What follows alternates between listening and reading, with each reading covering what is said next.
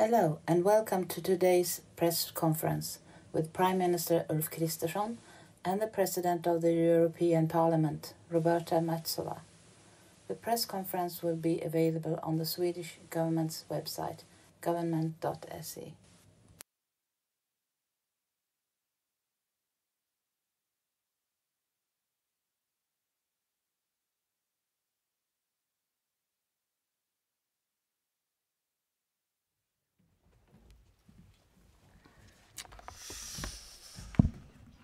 Welcome, and President Metsola, dear Roberta.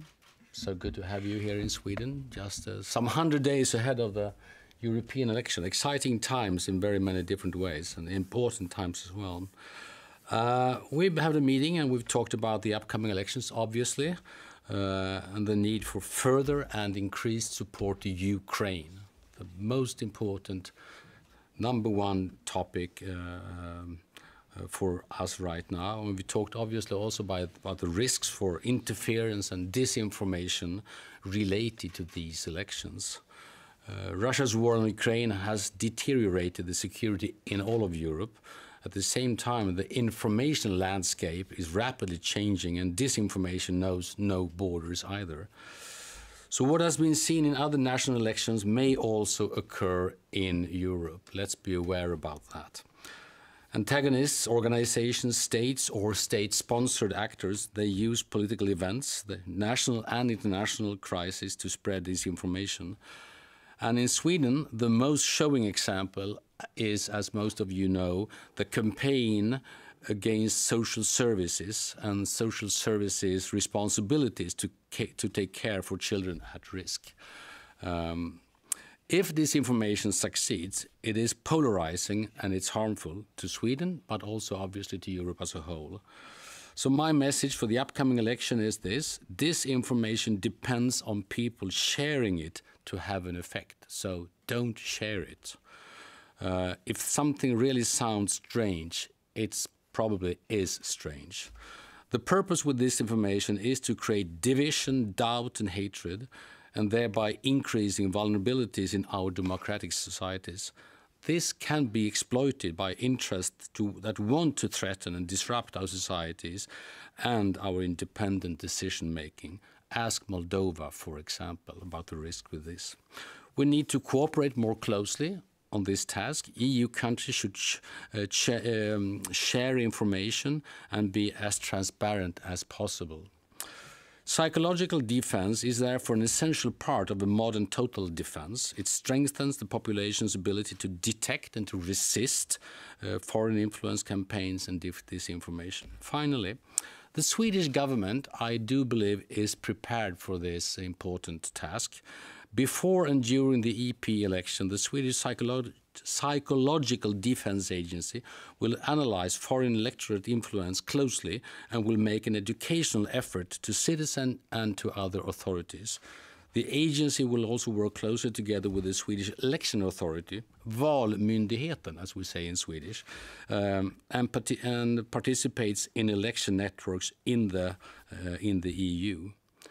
Sweden's National Cybersecurity Center is also proactively now preparing to support the Swedish election authorities' cybersecurity work for the 2024 EU election, focusing on safeguarding our electoral process from cyber threats. This is extremely important. Their work will build on lessons learned from the center's previous support to the election authority. Countries have different experiences, obviously, different expertise and different ways of strengthening their psychological defense and cybersecurity. Learning from each other is key. Most of these competencies are national. We need to share experiences, share expertise. With common challenges, the solutions must be developed in cooperation with other countries, not least within European Union countries. This is not the time to hope for the best, but we must also prepare for the worst, and that's what we're doing right now. On this happy end, please, Roberta. Thank you very much, dear Prime Minister, dear Ulf. Thank you for your kind words. It's great to be in Sweden and beautiful Stockholm today. Let me start by congratulating you on Sweden's accession to NATO. This will strengthen your security and European security. I am currently visiting EU member states in order to increase awareness about the European elections and to encourage people, particularly young people, to vote. I'm here to listen to the concerns and the expectations of Swedish people. This morning I visited a school in Nacka and I was impressed by the enthusiasm of our young generation. After the 9th of June, there will be 720 members of the European Parliament coming to Brussels, 21 from Sweden. Who those people are and what they stand for is in your hands. They will shape policies and adopt legislation that affect all of Sweden and Europe, that has an impact on all of us. It is up to you to choose, to vote, to decide the direction that the European Union will take in the next 5 years. In the last European elections, 55% of Swedish voters went to the ballot box. My hope is that this time more Swedes will make their voice heard in these elections, especially with a war raging on our borders.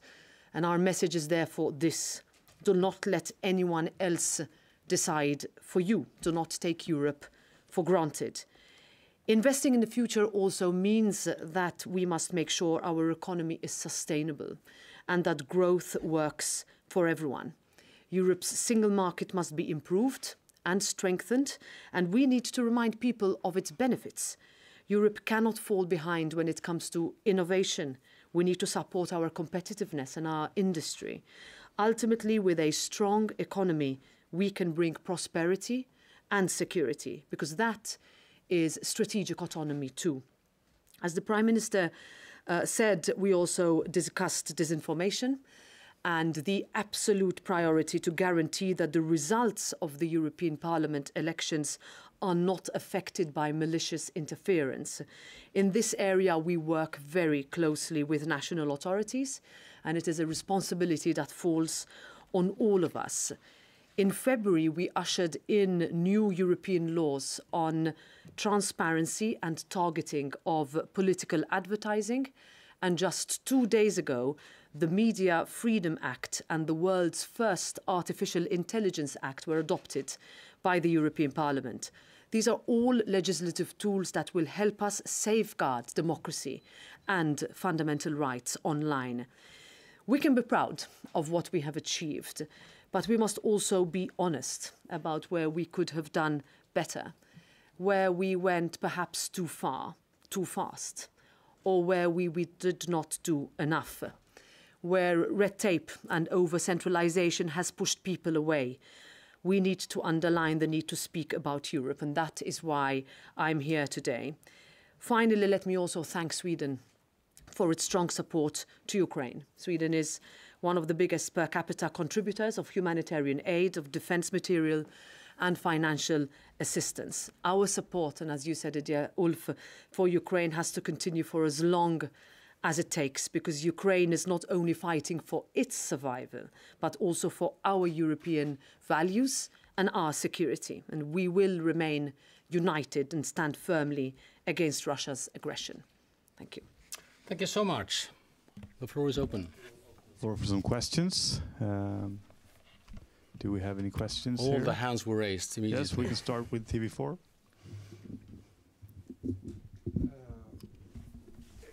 Yeah, TV4 Sweden here. I'm having a question for Prime Minister Ulf. Is it okay to take it in Swedish? Frank, a brief translation in Finnish. In Finnish. Yeah, flera länder har öppnat för att skicka militär personal som inte är tänkt att delta i strid utan utbildningsinsatser och sådär till Ukraina. Hur ser statsministern på det? Ja, vår grundläggande hållning är väldigt tydlig. Vi gör stora insatser för Ukraina. Vi kommer fortsätta göra stora insatser för Ukraina, både pengar, militär militärt material, välkänt, inklusive utbildning som är nödvändig. Men vi gör det på det sätt som vi hittills har gjort. Vi utbildar i Sverige och på andra ställen. Normalt offentliggör vi inte var vi är någonstans, men vi håller oss till det vi har sagt tidigare. Så vi har inga planer på att ändra där. Okej, tack. Now we go to TT. Swedish News Agency, TT. I'm wondering about the election campaign and about your plans to reach out to young people. So what are your plans? Will you use TikTok, for instance? And in relation to what you said about disinformation, do you see any problems in that area? Well, thank you for the question. Yeah, we are particularly worried about disinformation for these elections. The legislative instruments that I mentioned were particularly aimed in our negotiations, specifically as a European Parliament, on controlling manipulation of voting behavior and, as we see in some countries, direct propagandistic interference, which floods social media channels. I'm not identifying one or the other.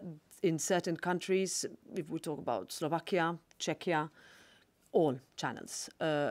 This has affected the results in some countries in different elections, and we are very much working together with the implementation of the so-called Digital Services Act, which obliges social media platforms, including TikTok, to abide by the rules in terms of what has to be taken down, in terms of deep fakes, in terms of incitement, in terms of what is against what we would have in a democratic ambience of an election, of course, keeping in mind freedom of expression.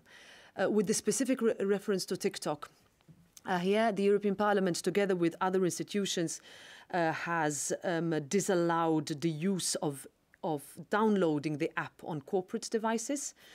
But what we have understood is that we need to fill a potentially growing disinformation space with a fact-based countering propaganda campaign.